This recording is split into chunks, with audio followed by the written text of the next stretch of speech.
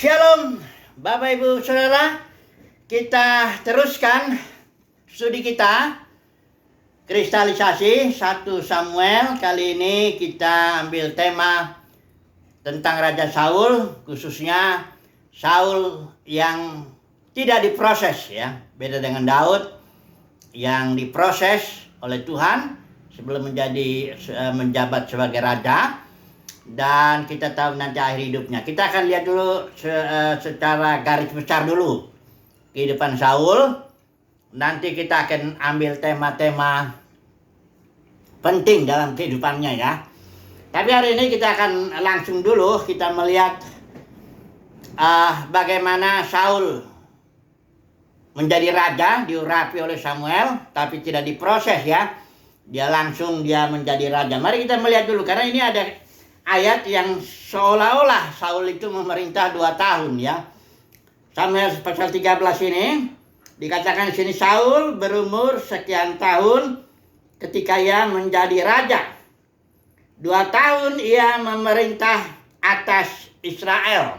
Ya, jadi sementara di Kisah Para Rasul dibilang jelas itu dikatakan yang khotbah Paulus itu bahwa Saul memerintah 40 tahun. Ya, jadi apa maksudnya ini 2 tahun ini? Bisa jadi pengertiannya begini, di pasal 13 ini pertama kali Saul ditolak sebagai raja ketika dia datang berperang dengan orang Filistin ya, dia tidak nanti kita bahas ini. Dan kemungkinannya begini ayat ini, bahwa Saul 2 tahun dia memerintah, baru kemudian dia melakukan serangan kepada orang Filistin ini ya, bisa jadi itu. Atau pengertiannya 2 tahun Saul memerintah dengan baik, karena dia ada ketiga kesalahan Saul ya, sebelum akhirnya Daud diurapi ya. Tapi kalau menurut ini ada satu survei ya, metode survei ini sangat bagus, ini bukunya, ini Andrew Hill dengan John Walton. Dia memberikan suatu outline lah kehidupan Saul ya, Raja Saul. Di sini dikatakan Saul itu diurapi sekitar tahun 1050 ya.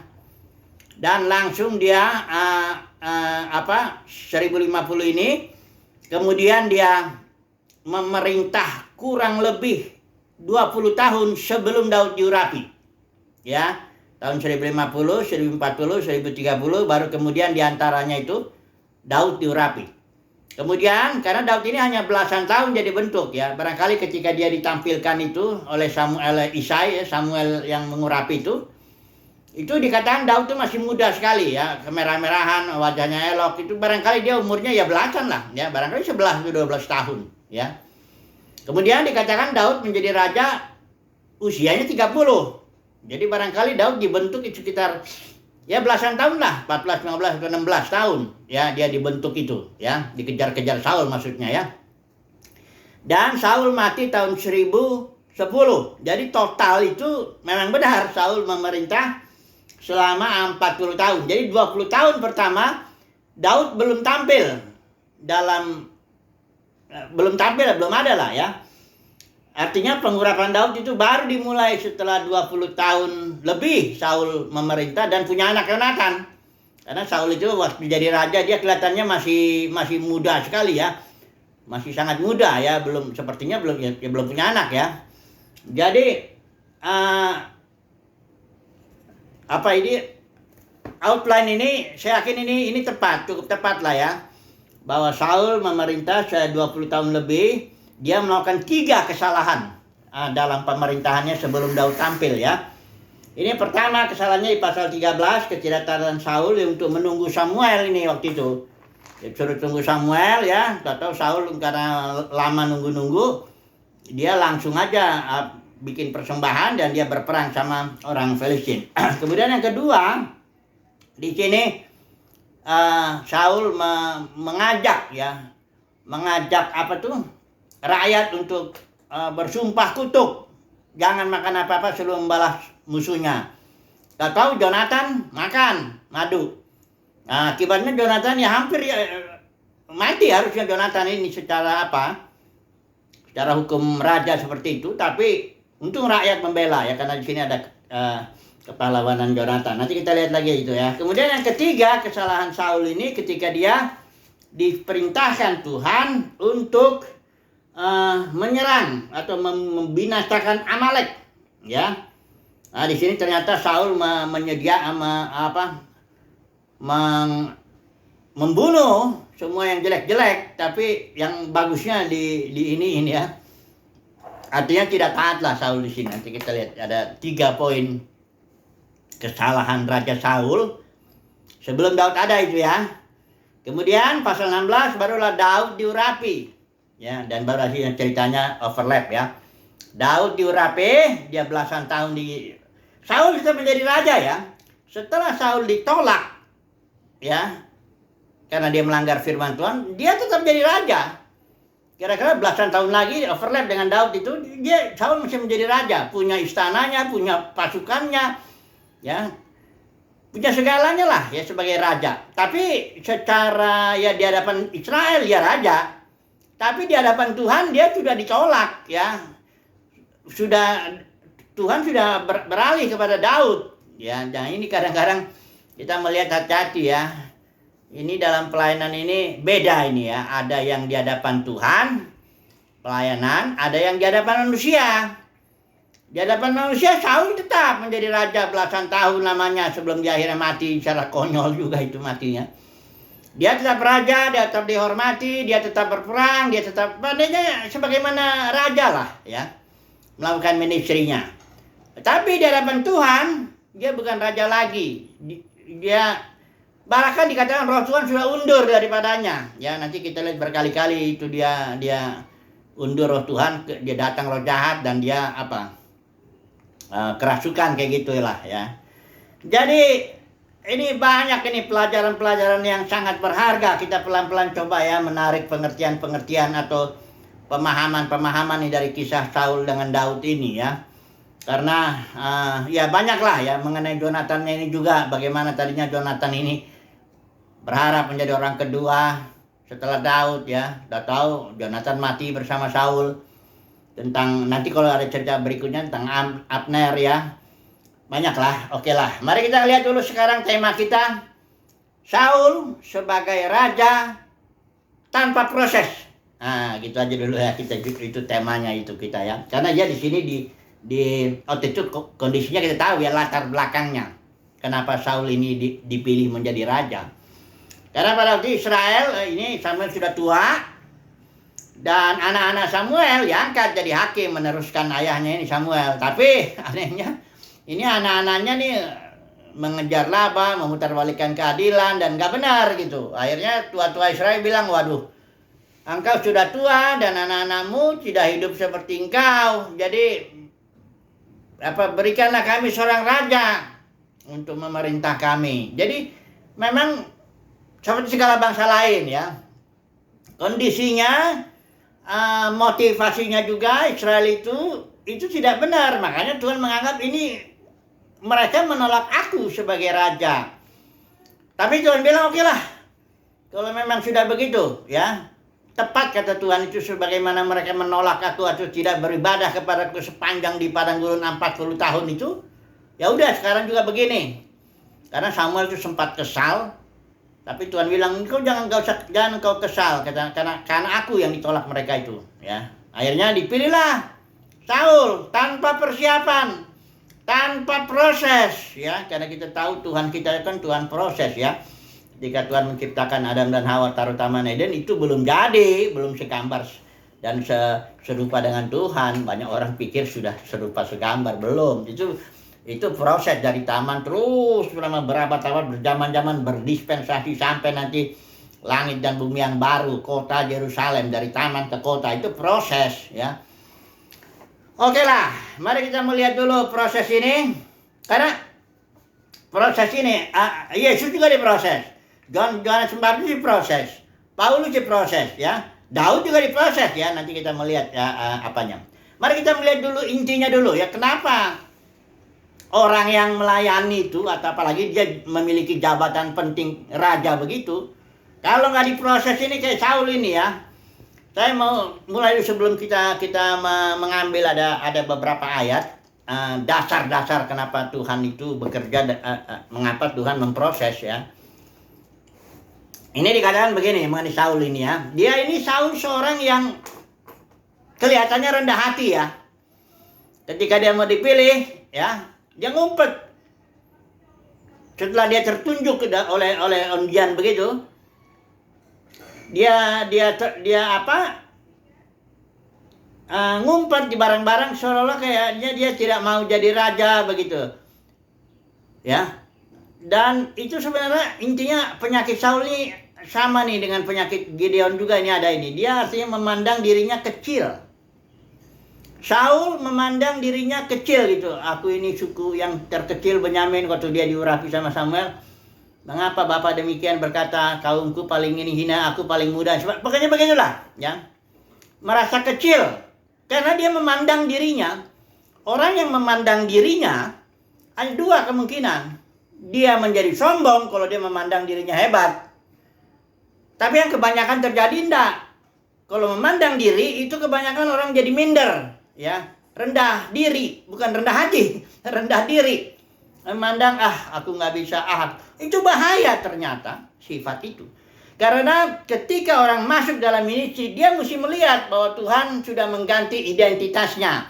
Tuhan sudah merubah identitasnya yang tadinya dirinya sekarang jadi Kristus.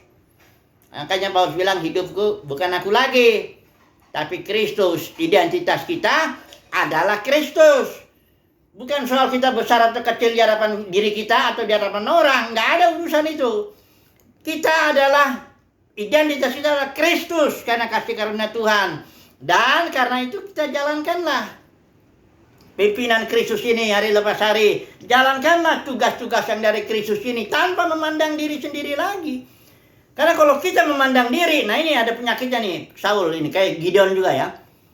Saul ini akhirnya dia ingin membuat tanda peringatan. Di sini dikatakan Saul ini membangun tanda peringatan ya. Persis kayak Gideon itu bangun baju efod itu yang akhirnya Israel nyembah efod itu ya. Ini akibatnya keluarganya hancur itu gara-gara Gideon itu. Kalau orang memandang diri kecil itu, dia ingin membangun suatu tanda peringatan. Di sini saya baca dulu ya. Pasal 12 ya. Lalu Samuel bangun pagi-pagi untuk bertemu dengan Saul, tapi diberitahukan kepada Samuel demikian, Saul telah ke Karmel tadi dan telah didirikannya baginya suatu tanda peringatan. Artinya simbolnya kayak Absalom juga, tugu peringatan Absalom, tak apapun itu. Kalau yang punya kekristenan saat ini bisa jadi seorang hamba Tuhan yang melihat kepada dirinya, dia jadi apa ya, ingin bangun sesuatu lah bagi dirinya supaya dihargai, dihormati dan sebagainya. Barangkali bangun gedung besar, barangkali bangun pokoknya apalah suatu monumen lah ya. Supaya orang ingat dia, supaya orang memandang dia, supaya orang menghargai dia. Ini bahaya sekali Bapak Saudara, bahaya sekali. Biasanya di ujungnya itu, di ujung kehidupan hamba Tuhan itu, itu ketahuan di situ dia. Ya, di situ ngeri sekali ya. Kehancuran itu biasanya keluarganya kena efek. Kayak Samuel, Gideon begitu. Absalom juga, bangun juga tugu peringatan Absalom. Saul juga bikin tanda peringatan ya. Karena dia memandang kepada dirinya.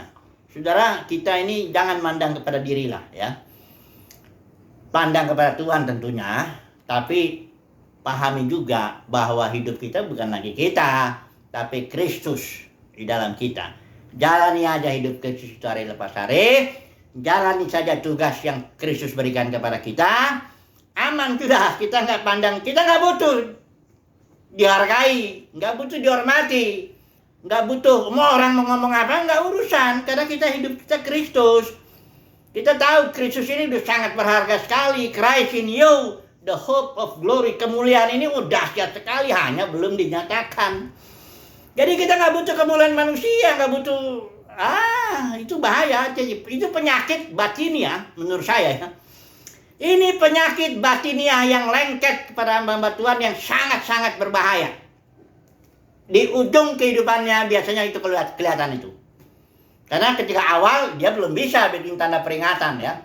Karena orang harus membuat tanda peringatan setelah dia melakukan karya-karya lah, katakan begitu ya, banyak besar, baru dia bisa bangun tanda peringatan. Barangkali namanya ya, nama alirannya kalian aja dibikin di situ ya, nama dia. Atau ini ministry Syanu, itu disebut ministry namanya dia itu ya. Pendeknya banyaklah cara-caranya.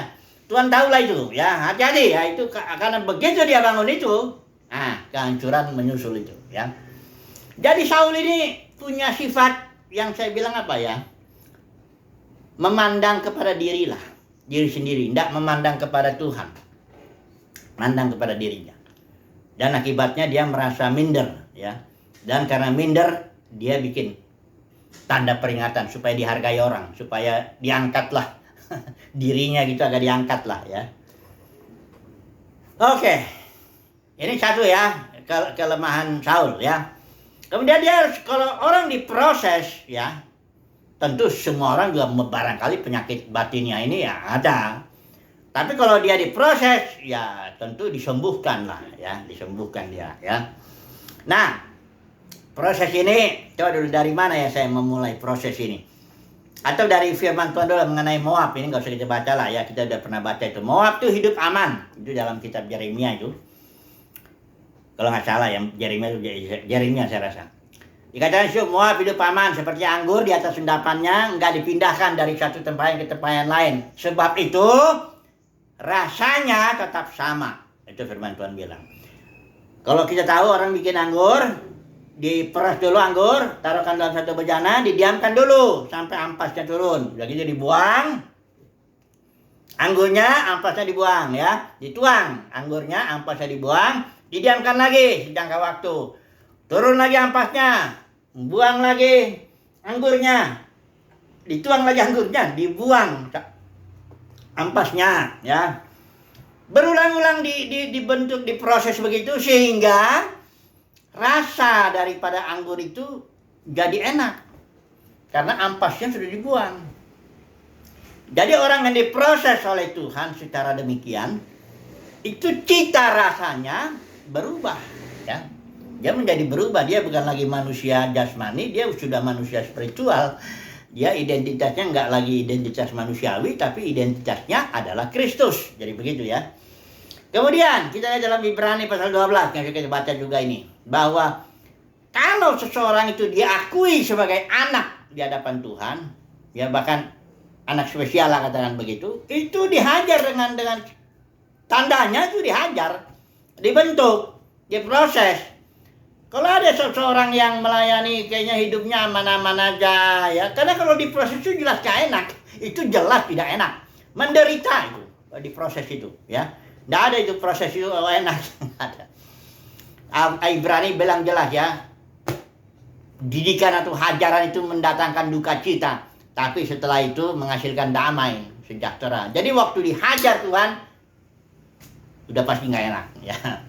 Nah, Ibrani katakan tanda seseorang itu anak, atau katakan orang yang dipilih Tuhan lah, tandanya dia dihajar. Itu tandanya ya. Kalau dia hidupnya lancar-lancar aja kayak anak mami gitu. Apapun selalu, keluarganya beres, gak ada masalah, punya sehat terus, gak ada masalah, keuangannya gak ada. Ini saya nggak bilang bahwa kita harus cari-cari masalah, nggak gitu. Nggak usah dicari-cari masalah. Masalah itu pasti datang kalau memang kita adalah umat pilihan Tuhan ya. Kalau kita umat pilihan Tuhan, pasti Tuhan rancang sesuatu dalam lingkungan kita sehingga itu sangat menyakiti kita, memproses, membentuk ya. Semakin kita diproses, semakin tinggi nilainya. Kayak saya bilang kalau besi diproses jadi tapal kuda, nggak terlalu mahal. Tapi kalau besi itu diproses jadi jarum-jarum, makin tinggi dia nilainya, ditempa lebih keras, ditempa lebih keras. Kalau ditempa lebih keras jadi onderdil arloji, waduh harganya lebih tinggi lagi. Jadi semakin orang diproses, nilai spiritualnya lebih tinggi. Ya, kalau orang melayani tapi kurang diproses, katakanlah begitu ya, nilainya nggak terlalu apa. Walaupun pelayanannya secara lahiriah barangkali karena dia berorganisasi, ya bisa besar-besar kelihatannya. Tapi di hadapan Tuhan itu kan pelayanan kan batiniah. Berapa dalam pewahyuan kita, berapa dalam kemurnian kita, berapa dalam kasih kita kepada Tuhan. Itu semua batiniah. Itulah nilai pelayanan kita ditentukan oleh ini. Bukan ditentukan oleh berapa banyak kita khotbah sana kemari, berapa banyak kita yang mengikuti kita, berapa banyak bangunan-bangunan yang kita bangun. Bukan itu. Nilai pelayanan seseorang ditentukan oleh satu dari satu pewahyuan yang diterimanya atau terang yang diterimanya. Kemudian kemurnian hatinya, berapa dalam kemurniannya. Ya, kalau motifnya nggak benar, hati-hati. Saul itu juga melakukan perkara besar itu dalam Israel, tapi nggak benar. Akhirnya mati konyol. Kemudian berapa banyak kasih kita ke dalam atau kedalaman kasih kita. Jadi segala sesuatu harus dinilai batinnya. Dan itu memang Tuhan sendiri yang menilai nanti. Makanya jangan inilah ya.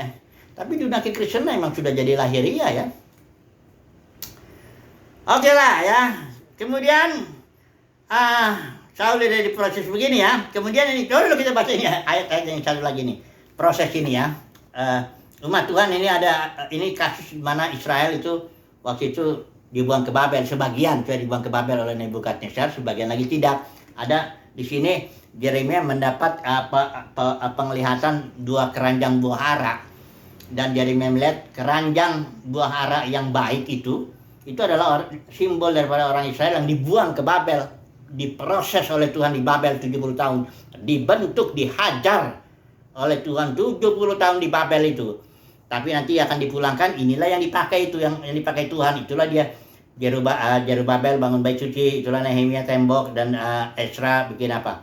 Hanya 50.000 orang aja yang balik setelah diproses 70 tahun. Ini adalah buah ara yang baik. Tapi yang busuk itu ini dia. Ini ada raja yang tidak dibuang, itu namanya Raja Zedekia beserta pemukanya, sisa-sisanya. Ini Yeremia 24 ya. Penduduk Yeremia yang nggak dibuang atau tinggal di negeri di Israel dan juga pergi ke Mesir. Nah, ini orang ini dibuang, nggak ada lagi rencana Tuhan bagi dia. Artinya sangat-sangat penting saudara dan saya diproses, dibentuk, dihajar supaya bisa melayani berkenan di hadapan Tuhan. Ya. Kemudian hasil daripada ini, kesimpulannya dulu ya, kita tutuplah dulu ini proses ini atau Saul ini pembukanya dulu ya. Ini kesimpulannya ya, karena sangat pentingnya proses ini, kesimpulannya jangan mengelak proses.